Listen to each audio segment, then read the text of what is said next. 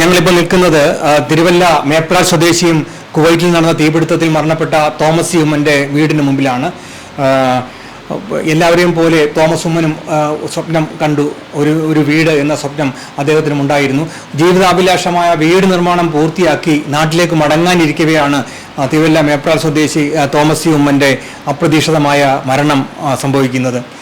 4 വയസ്സുകാരി മകളും ഭാര്യയെയും നാട്ടിലാക്കി വിദേശത്ത് പണിയെടുത്ത് നേടിയ ആ വീട്ടിൽ ഒരു ദിവസം അന്തി ഉറങ്ങാൻ പോലും വിധി തോമസിനെ അനുവദിച്ചില്ല എന്നത് ആണ് ഖേദകരമായ സത്യം. കുവൈറ്റിലെ തൊഴിലാളി ക്യാമ്പിലുണ്ടായ തീപിടുത്തത്തിൽ തോമസ് ഉമ്മൻ മരിച്ചു എന്നത് ഔദ്യോഗികമായ അറിയിപ്പ് ഇതേവരെ കുടുംബത്തിന് ലഭിച്ചില്ല എന്നുള്ളതാണ് കുടുംബം പറയുന്നത്. രാവിലെ പത്രമാധ്യമങ്ങളിലൂടെയാണ് മരണപ്പെട്ടവരുടെ കൂട്ടത്തിൽ തൻ്റെ പ്രിയതമൻ ഉണ്ടെന്ന് ഭാര്യ മറിയാമ്മ തിരിച്ചറിയുന്നത്. സർക്കാരിൽ നിന്ന് മരണത്തെക്കുറിച്ച് ഒരറിയിപ്പും ലഭിച്ചിട്ടില്ലെന്നത് തോമസിൻ്റെ പിതാവും കേരളീയത്തോട് പറയുകയുണ്ടായി. മഴക്കാലത്ത് വെള്ളം കയറുന്ന വീട്ടിൽ സഹോദരനും മാതാപിതാക്കൾക്കും ഒപ്പമായിരുന്നു ഇദ്ദേഹത്തിൻ്റെ താമസം. നടവഴി മാത്രമുള്ള വീട്ടിൽ നിന്ന് സൗകര്യമുള്ള ഒരു പുതിയ വീട്ടിലേക്ക് മാറുകയായിരുന്നു തോമസിൻ്റെ ഏറ്റവും വലിയ സ്വപ്നം. മേപ്രാലിൽ തന്നെ ഒരു 2 നില വീടിൻ്റെ നിർമ്മാണം അദ്ദേഹം പൂർത്തിയാക്കി. അതിൻ്റെ പാലുകാച്ചിനായിട്ട് നാട്ടിലേക്ക് മടങ്ങി വരാൻ ഇരിക്കവെയാണ് കുവൈറ്റിലെ മംഗഫിലെ തൊഴിലാളി ക്യാമ്പിലുണ്ടായ തീപിടുത്തത്തിൽ തോമസിൻ്റെ ദാരുണാന്ത്യം സംഭവിക്കുന്നത്. വലിയ സ്വപ്നങ്ങളുമായി വിമാനം കയറിയ ആ 37-കാരൻ്റെ അകാല വിയോഗം മേപ്രാൽ എന്ന നാടിനെ ആകെ ഇപ്പോൾ സങ്കടത്തിലാഴ്ത്തിയിരിക്കുകയാണ്. കുവൈറ്റിലെ NBTC കമ്പനിയിൽ ടെക്നീഷ്യനായാണ് തോമസ് 5 വർഷമായിട്ട് ജോലി നോക്കിയിരുന്നത്. 4 വയസ്സുള്ള മകൾ ജസീക്കയും ഭാര്യ മറിയാമ്മയും അടങ്ങുന്ന കുടുംബത്തിൻ്റെ നിലവിളിയിൽ സ്തബ്ധരായി നിൽക്കുകയാണ് മേപ്രാലിലെ അയൽവാസികൾ. സഹോദരൻ ജേക്കബ് സൗദിയിൽ നിന്ന് നാട്ടിലേക്ക് പുറപ്പെട്ടിട്ടുണ്ട്. ഔദ്യോഗികമായ അറിയിപ്പ് ലഭിക്കാത്തത് കൊണ്ട് തന്നെ മൃതദേഹം എപ്പോൾ നാട്ടിലെത്തും എന്ന കാര്യത്തിലും അനിശ്ചിതത്വം തുടരുകയാണ്. തിരുവല്ല BJP ഭാരവാഹികളും മറ്റ് രാഷ്ട്രീയ പ്രവർത്തകരും വീട്ടിൽ എത്തിയിട്ടുണ്ട്. എന്തായാലും ഇതേക്കുറിച്ച് അയൽവാസികൾക്ക് പറയാനുള്ളത് എന്താണെന്ന് നമുക്ക് നോക്കാം. അറിഞ്ഞു, ഇന്ന് നിലവായിട്ട് അറിഞ്ഞു. 2 സഹോദരങ്ങളെ അവിടെ 2 പേരും ഒരുമിച്ചൊരു കമ്പനിയിൽ തന്നെയാണ് വർക്ക് ചെയ്യുന്നതെന്നാണ് അറിയുന്നത്. നമ്മളിവിടെ കൊണ്ടുവരുന്ന കൂടുതൽ വിവരങ്ങൾ കിട്ടിയിട്ടില്ല. അതുകൊണ്ട് ഇന്ന് ഒരു പ്രാർത്ഥന വെച്ചിട്ടുണ്ട്. വൈദികരും മറ്റേ സഭാവിശ്വാസികളും എല്ലാം ഇവിടെ കൂടിയിട്ടുണ്ട്. പ്രാർത്ഥന നടക്കുകയാണ്. ചിലപ്പോൾ ഞായറാഴ്ച ഇടത്തേക്ക് വരുമെന്നാണ് ന്യൂസ് കിട്ടിയത്.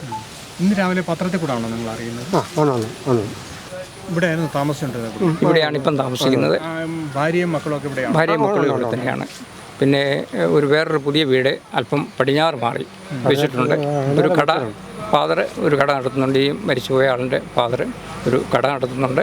അതിനോടനുബന്ധിച്ച് തന്നെ ഒരു വീടും നല്ലൊരു വീട് ഉണ്ടാക്കിയിട്ടുണ്ട്. ആ വീടിൻ്റെ പാലുകാച്ചൽ, അതായത് കരുതാമസമൊക്കെ 1-2 ആഴ്ചയ്ക്കകം പൂർണ്ണമായി തീർന്നു. അടുത്ത മാസത്തേക്ക് അദ്ദേഹം വരാനിരുന്നാണ് നാളെ. അതാണ് ദുഃഖകരമായൊരു കാര്യമായിട്ട് പറയാനുള്ളത്. പെരിങ്ങര 1-ാം വാർഡാണ്. 1-ാം വാർഡിൻ്റെ പടിഞ്ഞാറ് ഭാഗത്താണ് അത് വീട് കാണാം. അത് നല്ല പൂർണ്ണമായിട്ട് പൂർത്തിയായി. 2 സഹോദരങ്ങൾ കൂടി, ജ്യേഷ്ഠനും അനിയനും കൂടി 2 പേരും കൂടെ സഹകരിച്ച്, 2 വിവാഹിതരാണ്. അവർ ഭംഗിയായിട്ട് ഒത്തൊരുമിച്ച് അവർ ഉണ്ടാക്കിയൊരു വീടാണ്. അതാണ് 2 പേരും അവിടെ തന്നെയാണ് അല്ലേ? ഒരേ കമ്പനിയിലാണ്. എന്തായാലും ഒരാൾക്ക് ഇങ്ങനെ ഒരു ബന്ധമില്ല. ഞങ്ങളൊരു സഭയിൽപ്പെട്ട ആളുകളാണ്. പിന്നെ ഏറ്റവും അടുത്ത സുഹൃത്തുക്കളാണ്. ഞാൻ അനിയനുമായിട്ട് ഇവരുടെ പിതാവുമായിട്ട് ഏറ്റവും അടുത്ത ആളാണ്. എന്ന് അവസാനം കണ്ട ഞങ്ങളൊരു 3-4 വർഷം മുമ്പ് അതുകൂടെ ഉണ്ടായിരുന്നു. അത് കഴിഞ്ഞ് പോയി. അടുത്ത മാസം പിറ്റേന്ന് വിളിച്ച് പറഞ്ഞു അവൻ്റെ വിവരങ്ങളെക്കുറിച്ച് ഇവരൊന്ന് പറഞ്ഞായിരുന്നു. ഇന്നലെ ആയിട്ട് ഒരു 10-11 മണിയായപ്പോൾ ഏതാണ്ടൊക്കെ എനിക്ക് മനസ്സിലായി. ഇവിടെ വരുകയും ചെയ്തു. ഞാൻ ഇവിടെ വന്നപ്പോൾ ആർക്കും മനസ്സിലായില്ല. അവർ തിരിച്ച് പോയി.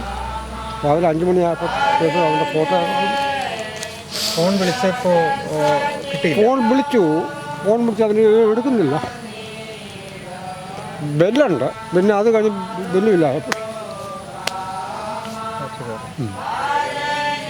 പിന്നെ ഞാൻ പറഞ്ഞില്ലേ 5 മണിക്ക് പിന്നെ ഫോട്ടോ കാണും. പത്രത്തിൽ കൂടെ അറിയുന്നു. എല്ലാവരും വിളിച്ച് പറഞ്ഞു? ഇല്ല, പറഞ്ഞു. പിന്നെ ഏതാണ്ട് ആരോണ്ടൊക്കെ ഇച്ചിരി ഇതൊക്കെ ഇവിടെ ഇങ്ങനെ പറഞ്ഞു കേട്ടാണ് അപ്പൊ ഈ അനിയൻ എൻ്റെ കൂടെ ഇല്ലേ? അവിടെ ഇല്ലായിരുന്നോ? ആരാ ഇദ്ദേഹത്തിന്റെ സഹോദരൻ അവിടെ പത്തല്ല ഇദ്ദേഹം പോയിട്ടില്ല. ജ്വരം പിടിച്ചപ്പോൾ വീട്ടിൽ നോക്കുമ്പോൾ അങ്ങനെ ഫോട്ടോ കാണും. പനിയും വരുന്നുണ്ടല്ലേ? ചേട്ടനാണ് വരുന്നത്. ചേട്ടനും വരുന്നുണ്ട്. ഇന്ന് വീട്ടിൽ വരും. ജ്യേഷ്ഠനാ ഖത്തറിലുള്ളത് ധനിയൻ.